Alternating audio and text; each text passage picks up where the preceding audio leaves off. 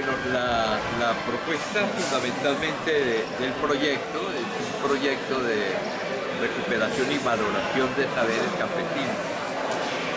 Parte de un primer elemento de diagnóstico que tuvimos en el Consejo de Desarrollo Endógeno Sustentable. Ese consejo está integrado por personas de la Andina, de la Libre, de la Católica y de la Universidad Tecnológica. Que tenemos la idea de fomentar el desarrollo endógeno sustentable como una propuesta de desarrollo. Entonces, lo primero que empezamos a trabajar fue la necesidad de hacer viable una propuesta teórica que se llama IAP revalorizador. IAP es la metodología de investigación y acción participativa de Orlando Porta, y revalorizadora es el nuevo marco teórico que se maneja desde Freddy Delgado, Nelson Tapia, César Escobar en Bolivia. En el caso de México, la UNAM tiene fundamentalmente dos exponentes de la teoría IAP revalorizadora. Uno de ellos es Víctor Toledo, Julia Caravia, también dentro de la misma experiencia, y experiencias como la de Grimaldo Rengifo en el Perú, Elvira Serrano, y en el caso de Chile, Camila Montesino. Entonces, lo que hicimos fue teorizar un poco sobre ese enfoque de la investigación IAP revalorizadora y planteamos la necesidad de que construyéramos una propuesta que nos sirviera para entrar a valorizar los saberes que tengan que ver con bienes naturales, entendidos como bienes naturales para la alimentación y bienes naturales para la salud.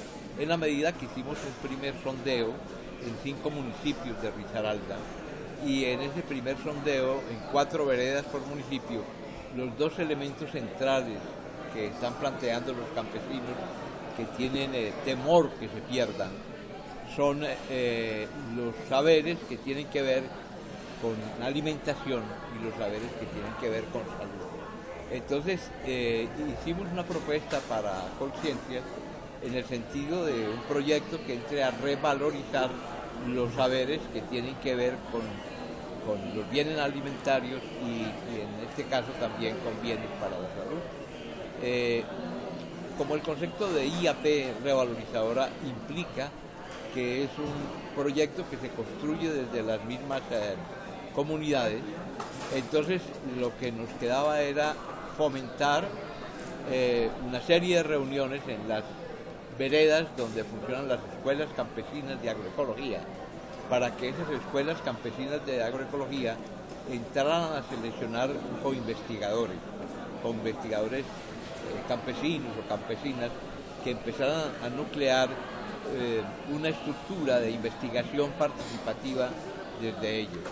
Entonces hicimos la primera selección, formamos los primeros grupos y entramos entonces primero a hablar, a intercambiar conceptos sobre la propuesta de la valoración de los saberes que tienen los campesinos y las campesinas, y posteriormente hicimos ya talleres ya un poco más específicos sobre la metodología de campesino a campesino y la metodología de revalorización de saberes.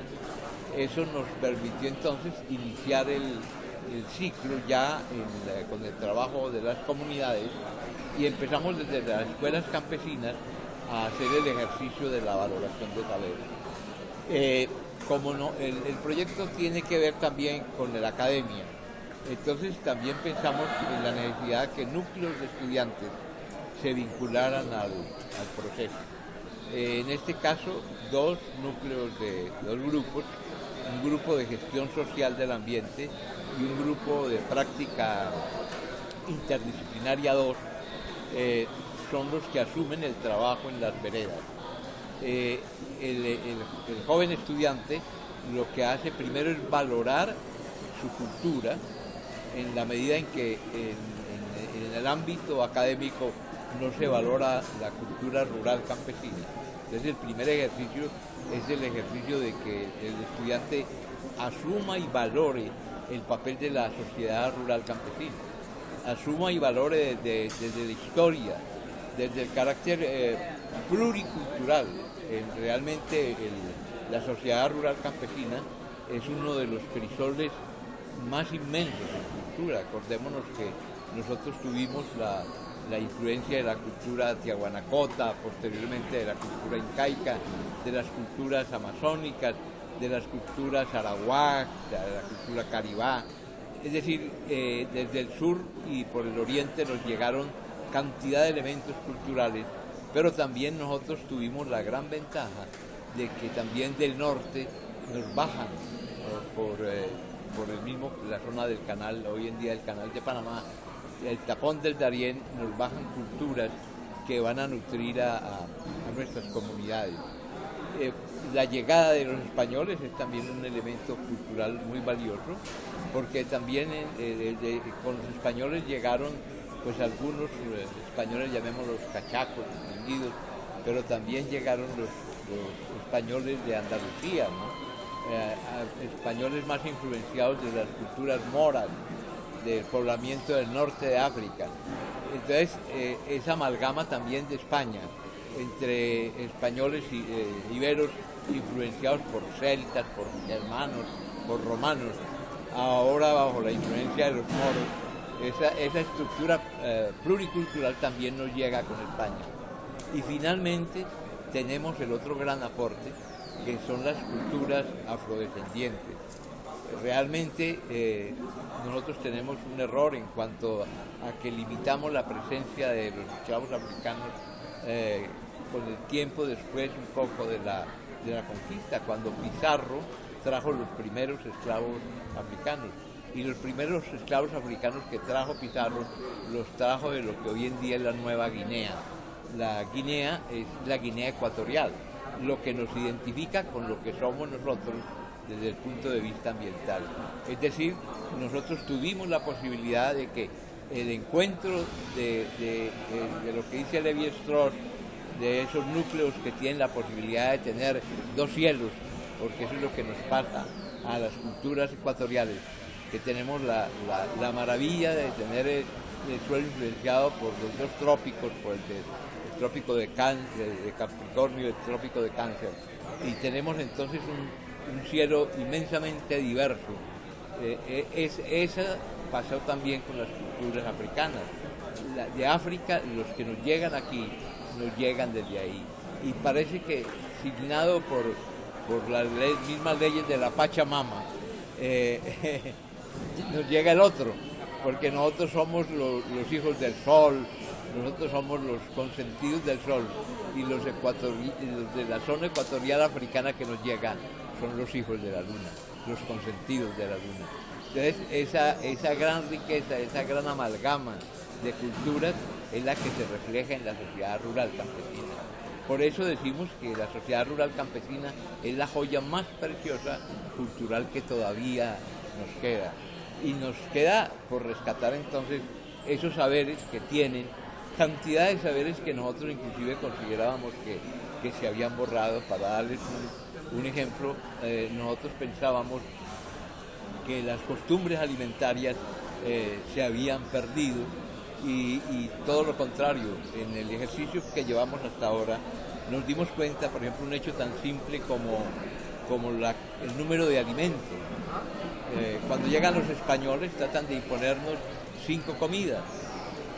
Nuestros pueblos están acostumbrados a comer 7 veces. Y hoy en día, cuando empezamos a hacer el ejercicio de recuperación de saberes, nos damos cuenta de cómo los campesinos comen las 7 veces. Es decir, siguen resistiendo.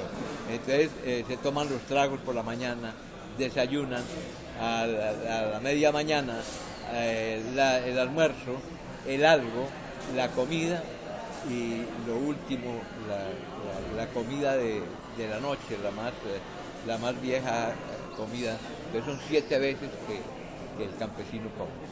7 veces, replicándole a novenas inclusive de tipo religioso, que casi obligaban a que el indígena nuestro solo comiera 5 veces.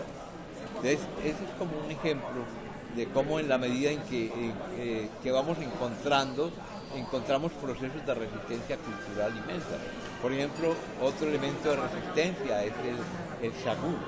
Encontramos, Carlos López y Miguel Hernández encontraron vestigios de sagú en un metate, la porosidad del sagú, de 6.500 años en esta zona, en la zona donde estamos.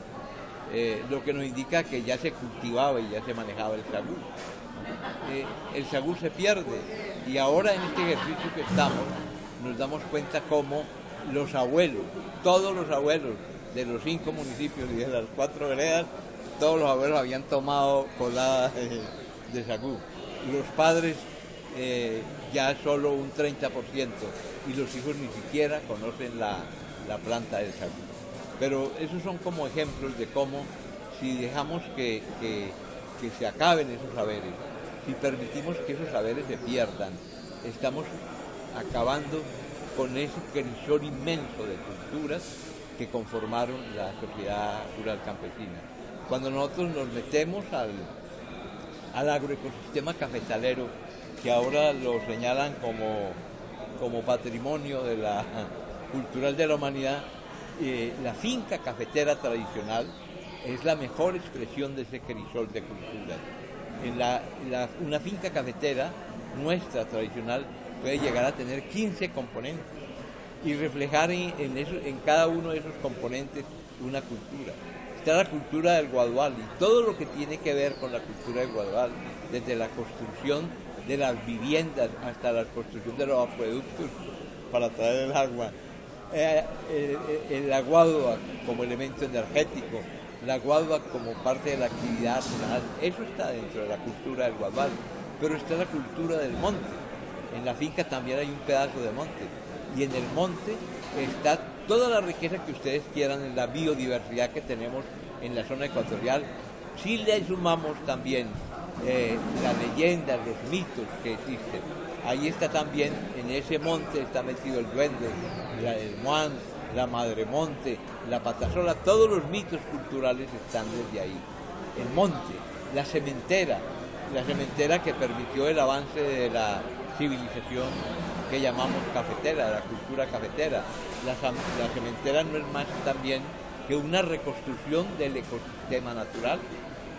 Es como el abuelo tenía la capacidad de comprender cómo funcionaba el ecosistema y el papel de los árboles y el papel de los arbustos, y ese es el papel de los guamos y el papel de los caimos, de los zapotes, de los frutales que estaban incluidos en esa cementera, pero a la vez el plátano, el banano, el guineo, todo eso. Cementera entonces que simplemente proviene de un pensamiento clásico que es la conservación de la simiente, de la semilla, y por eso se llama cementera y todavía existe. La rosa que era parte de rozar el rastrojo medio y el rastrojo alto, y sobre ese rastrojo que se rozaba se sembraba frijol, maíz y victoria y auyama. Eso no es más que la milpa de las comunidades mesoamericanas. La milpa es la misma figura de la milpa, es la figura de la rosa. Las comunidades mesoamericanas manejaban el mismo sistema, y ahí está en el agroecosistema cafetalero. El potrero con su establo, con todo su proceso de manejo de culturas europeas, pero también asiáticas y africanas, ¿no es cierto? Y el gallinero y la cochera, bueno, y el huerto de frutales alrededor de la casa, con el pensamiento amazónico de los frutales, es herencia también de eso. Y también la huerta que se construía, se elaboraba sacando cáscaras de papa por una ventanita y de plátano por una ventanita que estaba al pie del lavaplatos, ¿no es cierto? Y afuera, por ahí salían disparados los residuos que iban a caer a un sitio, y ese sitio se volteaba y se le echaba la ceniza del fogón, y ahí se sembraba entonces la cebolla, el apio, el tomate, la huerta clásica. Todo así podríamos entrar a enumerar bueno, la cochera con la alimentación de los cerdos y la cultura de la crianza del cerdo. Así podríamos elaborar esos 15 componentes que diría Jurjevich son un ejemplo en biodiversidad y que el modelo de la cultura globalizadora, la cultura consumista, que acabó con el campesino como productor no solo de alimentos, sino productor de cultura, porque estamos diciendo cada uno de estos espacios, el jardín de la casa, el sitio donde están las plantas medicinales, todos esos eran espacios donde se reflejaba una cultura. Entonces, ese modelo globalizador acaba con eso y convierte al campesino de productor de saberes, productor de cultura, productor de alimentos, productor inclusive de excedentes que generan la economía cafetera de Colombia, que permite que ya se estuviera desarrollando en una época la industria metalmecánica, la industria de la fundición, parte de la industria que tiene que ver con la reparación de automotores, aparece en esa época, aparece el jeep, aparecen las camionetas, y aparecen las vías, y aparece el ferrocarril, y aparece el cable aéreo, y aparece la navegación sobre el Cauca. Todo eso es parte de esa cultura cafetera que se construye desde esa gran diversidad cultural que estamos hablando.